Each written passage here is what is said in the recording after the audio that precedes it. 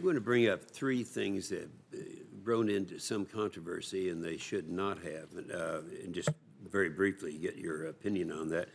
First of all, as we draw down, I had made some statement about characterizing what the president's position was in Syria, and I was challenged by some not too friendly media on this, and I'd like to quote what the president actually said initially. He said, "We'll have a slow and highly coordinated drawdown, and we will," this is all a quote, "we will be leaving at a proper pace while at the same time continuing to fight ISIS and doing all else that is prudent and necessary."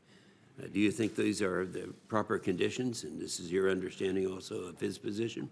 In the instructions that I have been given and that we have issued down to our organizations in Syria, that represents our approach, a very deliberate approach to how we depart Syria. Yeah, I think that was certainly our understanding.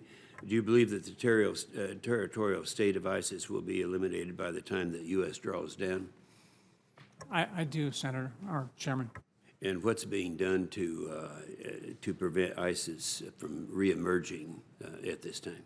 Well, we continue to work with our Iraqi security force partners and the international coalition here to continue to keep pressure on ISIS, and we continue our efforts by, with, and through our partners in Syria, and in some cases for them to keep pressure on ISIS as they continue to present threats to us. We should expect that they will attempt to attack us and continue to regenerate themselves, and we will continue to put pressure on them to prevent that.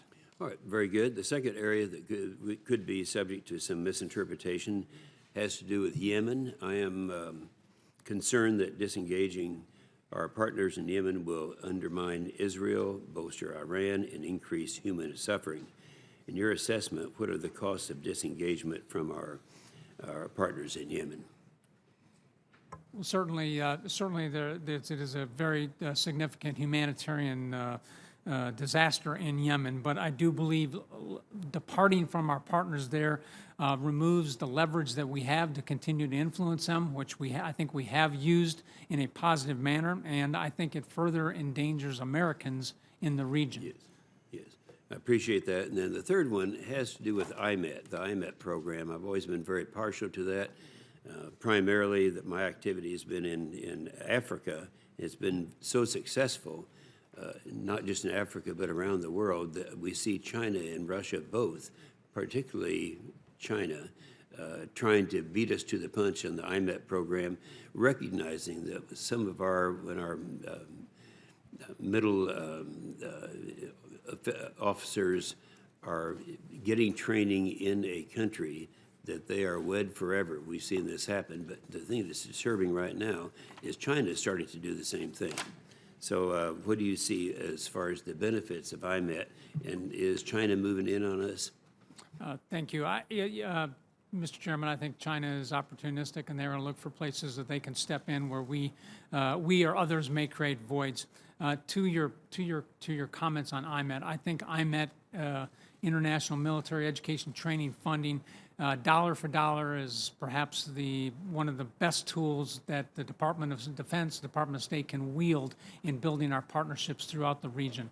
Typically, the people who take advantage of these resources and come to our schools in the United States often rise to positions of leadership in their countries. They don't forget the experience they had in our military schools, and most importantly, they don't forget the American people. And I think this is an extraordinarily wise investment for us to continue to make. Yeah, I sure agree with that. And you're probably aware that in Africa, China has invited in one meeting 50 of the leaders of the 52 nations in Africa to China, whining, dining, and all of this, trying to move in on that program. It's the one we have to be all very sensitive to, because they realize the benefits that we've received from that program. Senator Reed.